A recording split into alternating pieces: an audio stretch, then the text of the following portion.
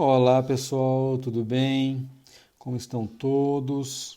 Espero que estejam muito bem. Aqui quem vos fala é o professor Jefferson Ribeiro da Cunha e vamos dar seguimento ao nosso curso agora com o capítulo 2, Calor e a primeira lei da termodinâmica, certo? Essa é a nossa primeira aula. Gente, nessa aula nós vamos falar sobre o histórico a respeito da natureza do calor, entender historicamente como se deu a compreensão da teoria dinâmica do calor, que é a concepção atual, né, contemporânea, sobre calor, certo? Vamos falar também a respeito da unidade de caloria, né, como unidade de energia térmica. Vamos falar sobre o experimento de Joule e a unidade de energia em Joule. E por fim, falaremos também sobre a capacidade térmica, calor específico e calor de transformação. Então, esses são os tópicos que nós vamos abordar nesta videoaula. Bem, pessoal, histórico sobre a natureza do calor. Durante um longo período do século XVIII, existiram três interpretações distintas sobre a natureza do calor, que dominaram bastante o cenário científico desse período. Uma delas era o flogístico, a segunda o calórico e a terceira a teoria dinâmica do calor, exatamente nessa cronologia. Um dos defensores dessa primeira abordagem, que é o flogístico, foi Ernest Stahl, sob a influência do pensamento alquímico. Ele atribuiu à capacidade inflamável que os corpos possuem o nome de flogístico. Então, uma propriedade de queima que os corpos possuem, ele deu o nome de flogístico. Segundo a teoria do flogístico, os corpos, né, combustíveis, eles possuem uma substância chamada flogístico que era liberada no ar durante a queima.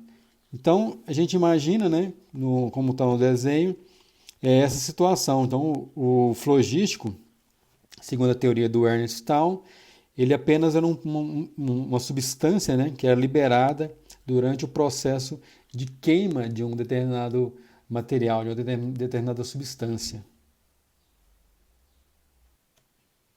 Apesar de uma teoria bem interessante, o flogístico não conseguia responder algumas questões intrigantes, como, por exemplo, toda vez que acontecia a reação de combustão, a substância perde flogístico, certo? E como esse possui massa, né? O flogístico possui massa, a substância resultante deveria ter uma massa menor. Então o flogístico flui do corpo e vai embora. Mas isso não ocorre, né? Para outros adeptos do flogístico, como Joseph Priestley e William Watson, isso parecia não ser problema, pois o flogístico podia estar na mesma categoria dos fluidos elétricos e magnéticos. Eram os fluidos imponderáveis, né? Certo? Mas esse era um grande problema na época para a adoção da teoria do flogístico. Bem, pessoal, como nós vimos, um dos problemas da teoria do flogístico é justamente essa questão que um determinado corpo, após a sua queima, ou então um processo de calcinação, ele deveria ter uma massa menor, certo? Então o flogístico ele abandona o corpo e a sua massa, né, após a queima ou a calcinação, deveria ter uma massa reduzida. Um dos primeiros a apontar essa dificuldade é justamente Lavoisier. Lavoisier, no seu experimento da retorta com mercúrio. Então, o que o Lavoisier fez? Ele simplesmente pegou uma retorta, colocou no forno, contendo uma determinada quantidade de mercúrio. Então, aqui a gente tem uma retorta, né? Muito utilizada no laboratório de química, contendo mercúrio. Aqui uma cuba de mercúrio, está o mercúrio ali dentro. E nessa redoma tem ar, certo? Onde o ar participa do processo químico de geração aqui de óxido de mercúrio. Então esse é o experimento do Lavoisier. Ele aqueceu essa retorta de mercúrio nesse forno, certo? Causando a sua calcinação. Aqueceu e o oxigênio que está aqui na redoma, né, é que participa desse processo. Lavoisier observou que à medida que a reação ia ocorrendo, né, se formava nas paredes da retorta esse pó vermelho, esse pozinho vermelho aqui, que é o óxido de mercúrio 2. E ao mesmo tempo, se a gente observar na figura, dá para ver muito bem isso, o volume do mercúrio na cuba ia subindo. Tudo isso aqui é mercúrio, né? Então esse volume sobe no processo de calcinação. Certo? Ele vai subindo e ocupando o espaço do ar, né, que vai sendo consumido na calcinação. Isso significava que o volume de ar, né, estava subindo e estava sendo substituído pelo mercúrio. Então o mercúrio toma todo o processo aqui, né, todo o volume nesse processo. O Lavoisier, após observar o experimento, ele simplesmente pesava esse sistema, né, antes e depois do processo de calcinação, depois da geração dos óxidos de mercúrio 2 aqui nas paredes da retorta. Então, após o experimento, ele pesava e antes também. E ele chegava à conclusão, sempre após as suas medidas, que a massa, né, a massa desse constituinte antes era igual à massa depois, o que contrariava a hipótese do calórico a respeito da redução da massa no processo de calcinação. O outro experimento também acreditado a Lavoisier é o experimento da combustão em uma vela. Aqui nós temos então uma vela, né? Uma vela dentro de um tubo contendo água, né? Então você pode observar que existe água aqui encerrando, né? Fechando, vedando a água nesse tubo. E aí o que o Lavoisier fazia era justamente colocar o tubo com a água, com a vela acesa e observava que a água preenchia, né, o espaço da vela até que a vela se apagasse. E ela preenchia 1/5 do volume do ar que está dentro, né, desse recipiente. Então, por esse experimento também, Lavoisier observou que para ter a combustão, né, para que ocorra a combustão, para que a vela continue com a sua chama, é necessário ter ar dentro do recipiente, ou seja, o ar vai sendo consumido no processo de combustão. Desse experimento é que mais tarde o Lavoisier consegue chegar à conclusão da existência do oxigênio, né? E até fez alguns experimentos também para com a composição do ar, né? Chegando ao resultado de 21% de oxigênio, 79% de outros componentes. E aí ele conseguiu compreender a composição do ar utilizando inicialmente esse experimento da vela, que para a gente é muito útil para refutar, né, de forma final, né, a existência do chamado flogístico. Após refutar a teoria do calórico, Lavoisier introduz um novo conceito, uma nova teoria, que viria a se chamar calórico, corrigindo. Após refutar a teoria do flogístico, corrigindo, então Lavoisier refutou a teoria do flogístico, ele introduz um conceito que ele batizou de calórico, certo? Então, após refutar o flogístico, Lavoisier introduz a ideia do calórico. O que vem a ser o calórico? O calórico, segundo ele, era o causador das alterações de temperatura. Quanto maior fosse a temperatura de um corpo, né, maior seria a quantidade de calórico que esse corpo possuiria. E o calórico seria o motivo pelo qual os corpos tendem a um equilíbrio térmico, né, uma vez tendo temperaturas diferentes. Ao calórico era atribuído algumas propriedades. Por exemplo, ele fluía, né, de um corpo para o outro e era um fluido indestrutível. Ele preenchia os poros dos corpos. Então, o calórico preenchia os poros dos corpos. Ele escoaria, né, de um corpo quente para um corpo frio, como a gente mencionou agora há pouco, tentando, né, no final das contas, equilibrar a temperatura, atingir o equilíbrio térmico. Grandes quantidades de calórico poderiam ser retiradas dos corpos quando atritados. Então, no processo de atrito, né, de um corpo com o outro, isso é uma experiência que todos nós podemos fazer, a gente poderia retirar grandes quantidades de calórico. E uma determinada lei de conservação do calórico deveria ser atribuído a esse fenômeno, né? Ou seja, um corpo tem uma quantidade de calórico, doa aquela quantidade de calórico para um outro corpo, né, com temperatura baixa, mais baixa que esse primeiro, de tal maneira que existe essa doação e nesse processo a quantidade de calórico antes, né, da transferência é a mesma após a transferência, somados, né, o calórico de cada um.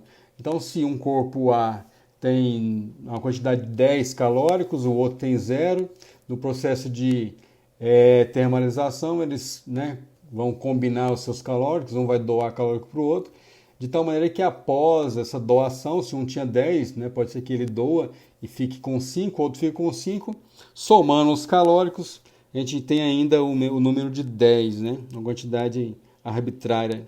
Então essa era a propriedade, essas são as propriedades do calórico que o Lavoisier introduziu em substituição ao conceito do flogístico, né?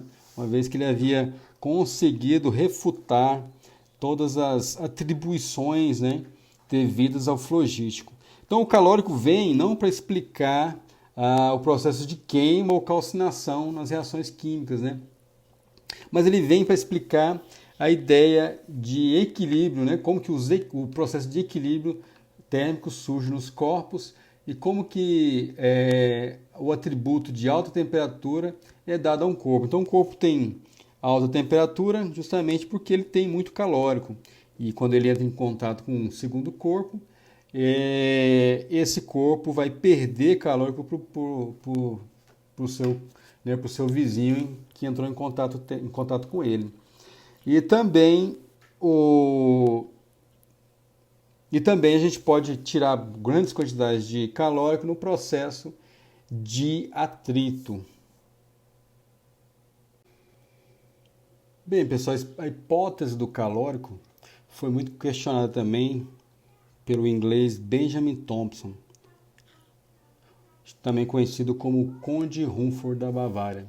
A hipótese de que o calor, né, seria uma substância foi questionada muito fortemente nesse experimento creditado ao Benjamin Thompson. Um dos estudos fundamentais do Thompson foi utilizando juntas de cavalo, como está desenhado aí, no experimento dele, consistia em girar um canhão de bronze, nesse canhão que aparece aí, contendo em seu interior um objeto.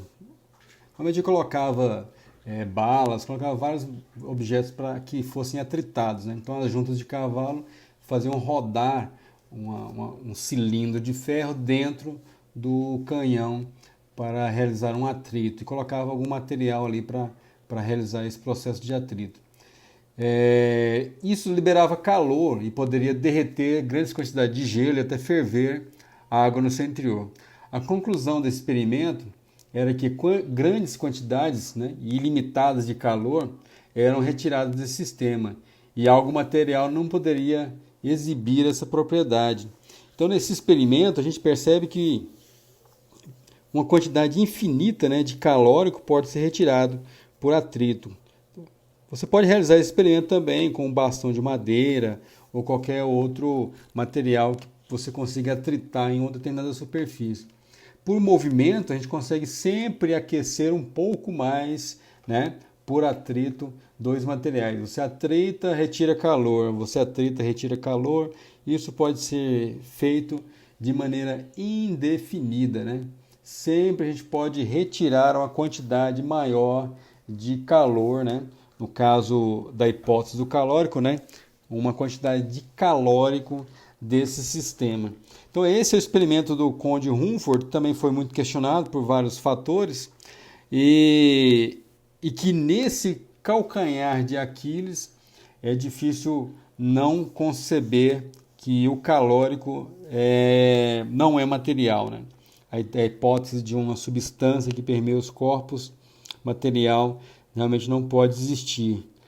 E então a hipótese do calórico falha justamente na sua conservação, né? Ele deveria ser conservado no processo de termalização, mas e gerado, né, por atrito, mas no processo de atritar dois corpos a gente percebe que grandes quantidades ou infinitas quantidades dessa substância ígnea ela pode ser retirada e isso refuta a conservação na termalização ou, né, no armazenamento desse calórico num determinado corpo. Atualmente, a gente entende o calor, né, como ele é uma forma de energia em trânsito. Ele é um conceito mais, né, difundido atualmente nos livros didáticos e aceito pela comunidade científica. Esse conceito, na verdade, surgiu na medida em que o princípio da conservação da energia foi sendo sedimentado, foi sendo estabelecido, né? As relações entre calor e trabalho mecânico e eletricidade, estabelecidas pelo James Prescott Joule, os estudos de Mayer e Helmholtz sobre a equivalência entre essas diferentes formas de energia, levou, né, à proposição da conservação de energia e ao entendimento melhor a respeito do calor como energia em trânsito, né, dando espaço para a teoria dinâmica do calor. Bem, pessoal, a unidade de energia térmica, caloria. Essa unidade surgiu com os experimentos do inglês Joseph Black. Qual que era a ideia de Black? Você imagina uma porção de água, 1 grama de água, né? 1 grama de água num calorímetro isolado, e a nossa ideia é tentar passar esse 1 grama de água de uma temperatura de 14,5 para 15,5. Associado a essa mudança de temperatura é que surge a definição de energia térmica como caloria. Então, associado a essa mudança de temperatura, nós temos uma caloria. Por que Black sugeriu essa definição?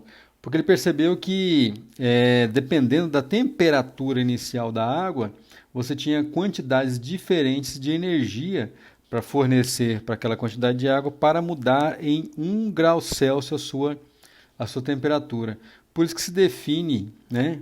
Por isso que o Joseph Black definiu a quantidade de 1 caloria associado a exatamente essa mudança de temperatura, na temperatura inicial de 14,5 passando para 15,5. Então, é uma tentativa de sistematizar um processo experimental para se definir uma unidade de energia térmica. Lembrando, né, que nos experimentos de Joseph Black, ele ainda compreendia a natureza do calor como calórico sugerido por Lavoisier. Então, essa é a definição de caloria. Ela surge no experimento de Black. Black também fez vários outros experimentos onde ele conseguiu compreender, por exemplo, né, a ideia de calor latente de transformação. Então é acreditado também a Joseph Black a percepção experimental, né, o resultado experimental em que você tem uma substância mudando de fase, ela não muda mais, não varia mais a sua temperatura com a aquisição de calor.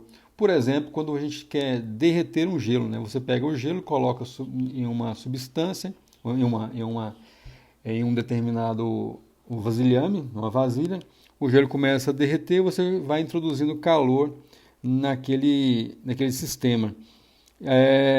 Até que o gelo, né, tenha se derretido completamente, nós vamos medindo a temperatura e percebemos que não há mudança da temperatura, mas sim mudança na quantidade de água associado ao derretimento do gelo. Então, Joseph Black foi o primeiro a perceber isso.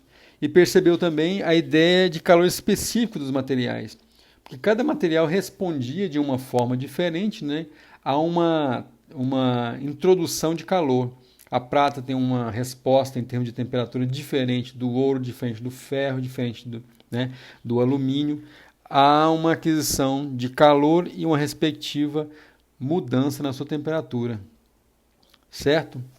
Por isso que a gente padroniza o calor específico da água em né, 1 caloria por grama grau Celsius, exatamente por causa do experimento do Black. A unidade de energia térmica ou energia Joule. Essa unidade é acreditada a James Prescott Joule, ou James Joule. Talvez inspirado pelos experimentos do Conde Rumford a respeito da teoria dinâmica do calor, onde estabelece que o calor é oriundo, né, da agitação dos constituintes da matéria, ao contrário da teoria material do calórico, Joule propôs uma maneira, e isso se tornou uma obsessão em sua vida, em encontrar o equivalente mecânico do calor. E esse procedimento que Joule buscou, né, incessantemente, segue o nome de procedimento de Joule, né, para a medida do equivalente mecânico do calor. Então, nessa figura, nós temos desenhado exatamente o procedimento que Joule utilizou, ou uma réplica desse procedimento, né? Então, nós temos aqui um calorímetro, né, totalmente isolado, com água, e em seu interior nós temos um mecanismo de paz que pode girar, né, agitando essa água devido a esse peso, né, que cai, certo? O peso vai cair. Esse peso caindo, ele puxa essa corda aqui, que está passando por uma polia, e nesse processo faz rodar esse eixo, que por sua vez transmite esse movimento para estas pás, que vai agitar a água no seu interior ou qualquer líquido que possamos, né, querer agitar. E aqui nós temos um termômetro, né, na escala Celsius, que vai medir, ou na escala Fahrenheit também, que vai medir essa variação de temperatura. Então esse é o procedimento de Joule, onde ele buscava encontrar o equivalente mecânico do calor, partindo da ideia da teoria dinâmica do calor, né, no entendimento de que calor é oriundo da agitação dos constituintes da matéria. E é interessante perceber que Joule antagonizava com essa perspectiva do calórico, né, que anteriormente foi utilizado também para sistematizar os processos experimentais de Joseph Black. No experimento de Joule, a gente tem alguns valores interessantes para serem observados, né? Um deles, Joule fez vários ensaios experimentais, mas alguns que se destacaram, por exemplo, que ele observava que um peso de 772 libras, né? Se você tiver um peso de 772 libras, descendo em uma altura de um pé, né? Então, se esse nosso pezinho aqui for de 772 libras, descer a uma altura de um pé, né, para agitar essas águas, essa energia desprendida, ela é convertida em energia térmica naquele calorímetro, em que se lá tiver uma massa de 1 libra de água, essa massa vai aquecer em uma variação de 1 grau Fahrenheit. Então esse era um dos ensaios experimentais de Joule, né? Então ele percebeu que na queda de 772 libras de um peso, em uma altura de um pé, essa energia era convertida em aquecimento de uma massa de 1 libra de água em 1 grau Fahrenheit. Daqui a pouco nós vamos ver, na sequência, nós vamos entender como que ele estabeleceu o equivalente, por exemplo, nessas medidas, nesse valor de 772 libras, um pé, né? 1 libra de massa de água e 1 grau Fahrenheit. Vamos ver como que nós podemos encontrar a conversão de unidade mecânica de energia em unidade térmica, que já era estabelecida, já era consolidada, que era a unidade de caloria, né? Definido pelo Joseph Black. Então, pessoal, usando aqueles dados do experimento do Joule, nós podemos encontrar uma correspondência, né, entre a unidade Joule e a caloria. Então esse aqui é um resultado que a gente pode obter daquele procedimento experimental do Joule. Então você imagina que nós temos aqui uma massa, né, que vai cair, como no experimento do Joule. Essa massa de 772 libras, como o Joule havia descrito. Então ela cai, 772 libras, a gente passa isso para quilograma, né? Dá 350 quilogramas, certo? Isso aí vai cair e essa energia que vai ser transferida como agitação molecular para o aquecimento daquela água que estava, né, no tambor, ao ser agitada nas pás, né, pelas pás. A altura que essa massa vai cair é 1 pé, ela vai cair de uma altura de 1 pé, e a gente passa esse valor aí também para a unidade no sistema internacional. 1 pé é 0,3048 metros.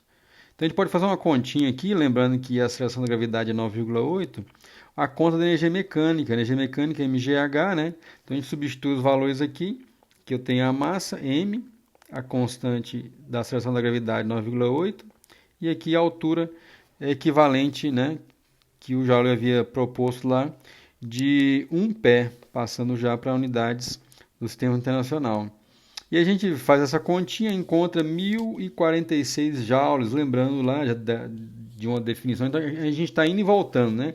A gente já está usando aqui a definição moderna de unidade em joule, que é, né, quilograma vezes metro por segundo vezes metro, né? Então essa aqui é a unidade moderna de energia, que é joule. Mas a gente está querendo brincar aqui justamente com a correspondência disso no aquecimento, né, qual que é a correspondência em calorias, né? Esse é o procedimento que o Joule adotava. E essa energia é utilizada para quê? Para aquecer 1 libra, né, como a gente descreveu anteriormente, 1 libra de água. Em qual temperatura? 1 grau Fahrenheit. Então vamos brincar com esses valores aí. E aí, o que a gente tem, né? O calor necessário, né, o calor envolvido nesse processo, o calor Q, é dado por M, né, C delta T. Perfeito? MC delta T. Lembrando que o calor específico C é uma grandeza que o Joseph Black já conhecia, né? Ele sistematizou esse processo experimental aí e mostrou que esse valor é 1 caloria por grama grau Celsius. Então a gente percebe aí que existem algumas unidades brigando aí, né? O Fahrenheit está aqui, a gente sabe que essa é uma variação de 1 Fahrenheit. Uma variação de 1 Fahrenheit não corresponde à variação de 1 grau Celsius. Então a gente tem que passar isso aí para a unidade de grau Celsius. Beleza? Vamos lá então. 1 libra é 453,6 gramas, tranquilo. A gente passa, né? Agora a questão do Fahrenheit e Celsius que está aqui. Então a gente vê que a variação de 1 Fahrenheit não corresponde a 1 grau Celsius. Como é que a gente faz então, professor? O que a gente tem que fazer? A gente tem que converter. Então a gente vai converter aqui, ó, variação Fahrenheit de um lado, né? Variação aqui, variação aqui. Então a gente vê que a variação Fahrenheit é 9/5 da variação Celsius. Beleza? E aí o que a gente faz? A gente resolve essa equação aí para a variação Celsius. Porque eu quero o quê? Eu quero a variação Fahrenheit de 1 grau Celsius, o seu equivalente à variação em Celsius. Então, 1 Fahrenheit, olha lá, ó. Se eu colocar 1 Fahrenheit aqui, né? Coloco 1 Fahrenheit aqui, eu vou ter o quê? 5 nonos desse 1 Fahrenheit. Beleza? Então, esse é o valor que eu tenho lá, aqui, na expressão da variação de temperatura, porque eu tenho que ter isso em graus Celsius lá na definição da caloria. Tudo bem? Fazendo essa continha, então, o que fica dessa forma aí, ó, 453,6 gramas, né? O calor específico da água, 1 caloria por grama grau Celsius. E aqui eu passei, né? 1 Fahrenheit é o quê? 5 nonos de grau Celsius, certo? Correspondendo a 5 nonos lá, passando para grau Celsius. Tudo bem? Então a gente faz essa continha aí, cancela as unidades, né? Cancela grama com grama, cancelamos aqui grama com grama, cancelamos grau Celsius com grau Celsius, e aí a gente tem finalmente a unidade do nosso interesse, né? Que é 252 252 calorias. Ok? Não satisfeito com esse resultado, o que nós queremos? Queremos a conversão, né? Quais são as equivalências, né? Olha aí, pessoal. Então, encontrando esse valor aqui de caloria, certo? Esse é o equivalente lá, ó, mecânico, para, né, o mesmo processo, ou seja, os processos simultâneos, né, ocorrendo, o aquecimento da água e o nosso peso lá caindo. Então, a energia do peso caindo é transferida para o aquecimento da água. Então, a gente pode fazer uma jogada aí, que é chamar essa equação aqui de 1, certo? Chama essa equação de 1, chama essa outra equação aqui de 2 e vou igualar as duas. Igualo as duas equações. Então, a gente iguala 1 com 2. E vou obter o quê? Olha lá. Vou obter, então, olha só, 1046 joules, 252 calorias, certo? Então, eu pego agora, ó, 252, né? Esse valor aqui, 252, pego esse valor e passo lá, passo dividindo. Passo esse valor dividindo para o outro lado. Fazendo essa continha aí, nesse procedimento do Joule, eu encontro então que uma caloria é 4,15 joules, certo? 4,15 joules. Claro, né, para esses valores que a gente havia pego do experimento do Joule. Nós sabemos que uma caloria é 4,186 joules em procedimentos mais, né, mais refinados, em procedimentos mais sistematizados, e esse valor é definido posteriormente, né? Então, atualmente, a gente escreve uma caloria como 4,186 joules. Certo, gente? Então, daqui a pouco a gente volta aqui com mais detalhes sobre esses procedimentos. Capacidade térmica, calor específico e calor de transformação. Bem, nesse tópico vamos discutir essa questão de como que um corpo, né, uma aquisição de calor muda a sua temperatura. Essa é a análise fundamental deste tópico. E nós começamos com a capacidade térmica. Observem bem, então eu tenho aqui uma massa M, uma determinada massa M, ela está mudando de temperatura, né? Mediante o quê? Mediante a aquisição, né? A introdução nesse sistema de uma quantidade de calor Q. E a gente observa que nesse experimento sistematizado pelo Joseph Black, essa massa sai de uma temperatura T0, vai para uma determinada temperatura T, e a gente está interessado em olhar a resposta, né, dessa aquisição de calor para uma variação de temperatura ΔT. Então, essas duas coisas que a gente está interessado em olhar. E nesse experimento, sistematizando tudo, a gente vê que aparece uma propriedade dessa análise de calor em termos, né, calor e variação de temperatura, que nós damos o nome de capacidade térmica. Então, capacidade térmica é a resposta do sistema para uma massa, né, fixa, né? Lembrando que a massa aqui está fixa, é a resposta do sistema em termos de variação de temperatura para, né, uma determinada introdução de calor que introduz calor, qual a resposta à temperatura? Mudou a temperatura. Isso pode ser, né, de maneira mais rápida, né, um valor alto, ou um valor baixo, né? Vamos imaginar aí, água. A água precisa de muita energia térmica, né, para variar em 1 grau Celsius, né, a sua temperatura. Já a prata, os metais, né, precisam de pouca quantidade de calor para variar em 1 grau Celsius a sua temperatura, né? É bom lembrar, né? Você pode simplesmente pegar um metal, aquecê-lo rapidamente na mesa, ele já termaliza com o ambiente, né? E você pode tocar naquele metal lá, claro, né? Observando esse tempo para que ele entre em equilíbrio térmico. A água já é um pouco mais diferente, né? Você tira a água fervendo lá do forno, espera um pouco, ele vai demorar um tempo maior, né, para entrar em equilíbrio térmico e você poder introduzir a sua mão lá. Isso está relacionado justamente com a capacidade térmica do material, né? A resposta dele à variação de temperatura. Os materiais precisam de menos, né, calor para aumentar na mesma quantidade a sua temperatura. No caso desse experimento, a gente está pensando exatamente na manutenção da massa. A massa sempre está fixa no procedimento experimental. A massa não muda. E isso é um detalhezinho que a gente pode superar, observando que para massas diferentes esse experimento muda, né? A gente pode superar essa dificuldade introduzindo o conceito chamado calor específico. Então, o calor específico vem para a gente para superar esse problema que é a mudança da massa. Então, a gente simplesmente divide, né, a capacidade térmica pela massa e obtém uma grandeza chamada calor específico, que é essa resposta, né, a resposta da introdução de calor e mudança de temperatura, de uma maneira que independa de quê? Independa da massa. A gente pode escrever essa expressão da seguinte forma: Q igual a mc delta T. Então, essa aqui é a resposta, né? Qual o calor introduzido e qual a mudança, né, de temperatura com a massa aqui, ó. A massa entra na conta agora. Antes a gente ficava sempre preocupado lá que tinha que fazer o experimento com a mesma massa. Agora não, agora a gente coloca a massa na conta, né?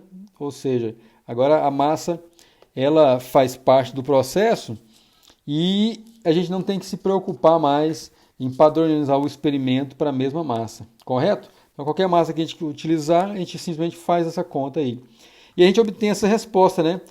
Que pode ser em caloria por grama grau Celsius, né? Nas unidades que o Joseph Black introduziu, ou pode ser em termos de joule por quilograma grau Celsius. Lembrando você que esse Kelvin e esse grau Celsius são variações, olha lá, variações, né? Ou seja, tanto faz essa variação ser medida em Kelvin ou ser medida em grau Celsius. Tanto faz, diferente da escala Fahrenheit para as outras duas, né? A escala Fahrenheit para Kelvin ou para Celsius, as variações são diferentes. E nessa tabela eu estou mostrando exatamente esses valores, né, do calor específico para, né, as unidades de caloria por grama grau Celsius, nas unidades do Joseph Black, e também nas unidades de joule por quilograma Kelvin. Então, essas duas unidades a gente pode trabalhar o calor específico. Percebam aí, né, que a água tem o valor 1, né, como no experimento do Black, e 4.190, né, 4,19 10 a terceira aqui, ó, lembra isso aqui, 10 ao cubo, ó, 10 ao cubo aí, dá em joule por quilograma Kelvin. Certo, gente? Então essa tabela aqui ajuda a gente a compreender um pouco mais daquilo que eu comentei agora há pouco, de por que que a água, né, a água ela demora um pouco, né, ou precisa de mais energia. Essa coisa do tempo está relacionada à quantidade de energia que você introduz, né? Então, quando você coloca um vasilhame lá com, no caso, água na chama, então a energia introduzida vai ser dependente justamente do tempo de exposição daquela amostra àquela chama, né? Então essa que é a questão do tempo aí, certo? Então quanto mais tempo você expor aquela sua amostra, né, mais energia térmica ela vai adquirir para, né, mudar a sua temperatura. Perfeito? Calor de transformação. Bem, pessoal, nesse ponto a gente passa a descrever um experimento do Joseph Black, onde ele constatou que numa mudança de fase, né, um determinado material não aumenta a temperatura. Como é que é o procedimento? Então, imaginem que nós temos aqui gelo e água, né? Ou seja, o gelo e água, e eles estão a 0 graus Celsius, certo? E aí eu vou introduzir calor, né? Vamos colocar calor no sistema e a gente percebe, o Joseph Black relatou isso, né? Que a água, né, é o resultante nesse processo, né, de mudança de fase. O gelo vai derreter, o gelo que estava aqui, ó, vai sumir, né? O gelo vai derreter e tudo virará na água, né? No final o que a gente tem é apenas água.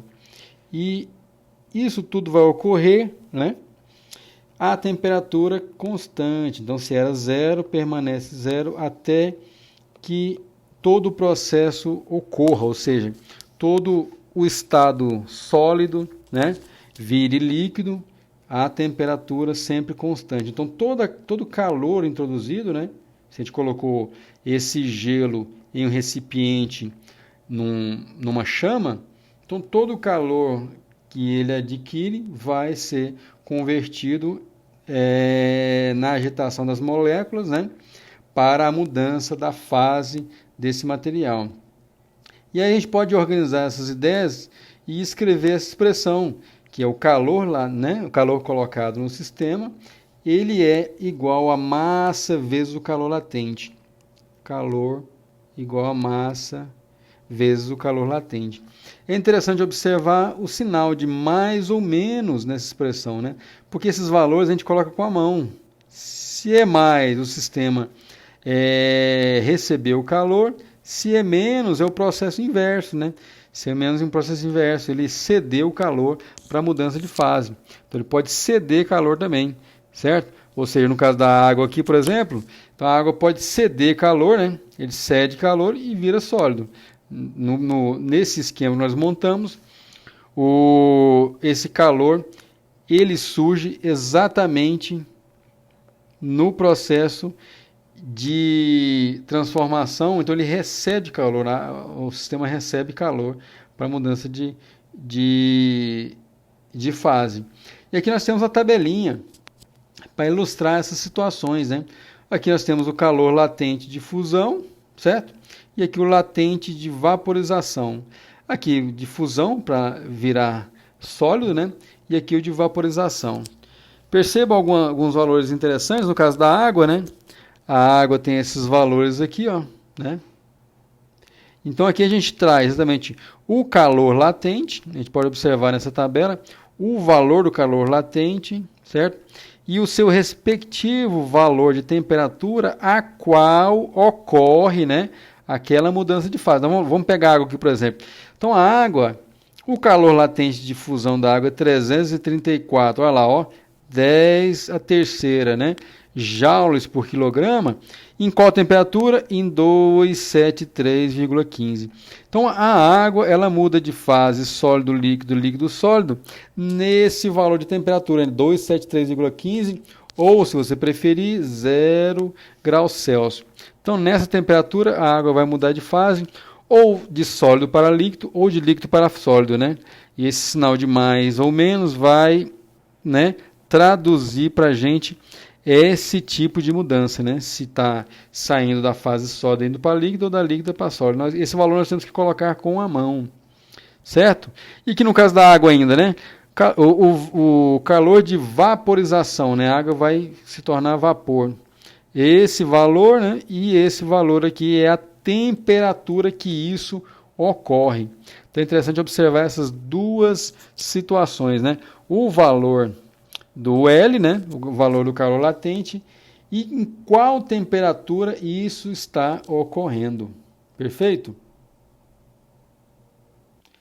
Bem, gente, nos processos infinitesimais e também, né, quando a gente tem a dependência do calor específico com a temperatura, qual o procedimento que a gente pode adotar, né? Isso aqui já é uma questão mais matemática, né? Então você tem lá Q igual a MC delta T, né? O Q macete, como a turma gosta de escrever, né? Q, calor igual a massa, calor específico, variação de temperatura. Se a gente considerar um processo infinitesimal, que a gente pode, como é que a gente pode escrever isso aí? No processo infinitesimal, né? Pegando essa expressão e levando o processo infinitesimal, uma aquisição bem pequenininha de calor, né? Uma aquisição bem pequenininha de calor gera uma variação bem pequena de temperatura. Então, isso me permite estudar processos em que o calor específico ele muda, né? Então, um regimezinho lá, pode ser que o calor específico mude com a temperatura. Então, a gente tem que olhar, né, variações bem pequenininhas de temperatura e sua respectiva mudança de calor, e temperatura. Como é que fica isso tudo? No caso em que esse calor específico é dependente da temperatura, né? O calor específico é uma função da temperatura, a gente pode escrever a seguinte expressão com a ajuda, ó, desse processo infinitesimal aí. Então, a gente considera dois estados, o estado 1, certo? E o estado 2 para a nossa análise. Então, o estado 1 tem uma temperatura, o estado 2 tem outra temperatura. Como é que fica isso tudo?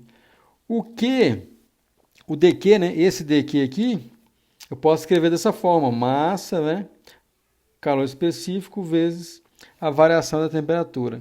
E aí, esse C agora é um C de T, né? É um calor específico dependente da temperatura. Eu só escrevi aqui a expressão infinitesimal para o processo onde o calor específico depende da temperatura.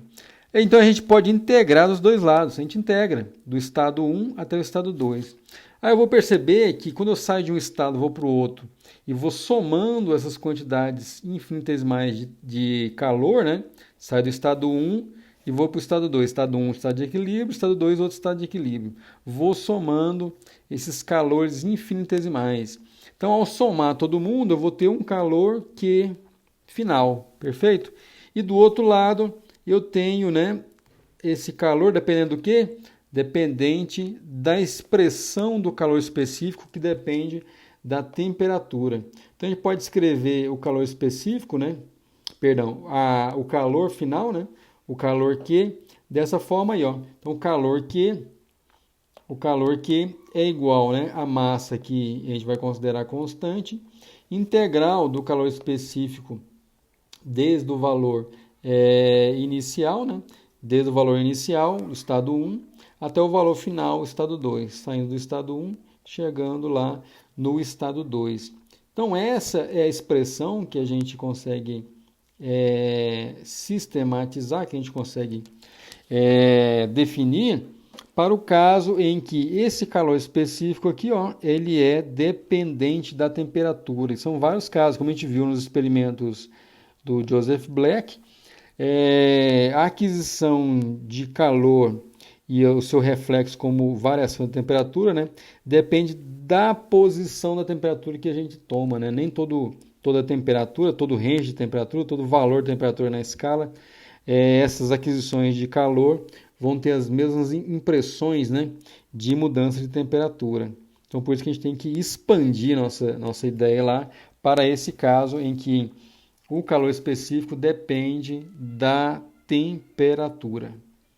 Então é isso aí, minha gente.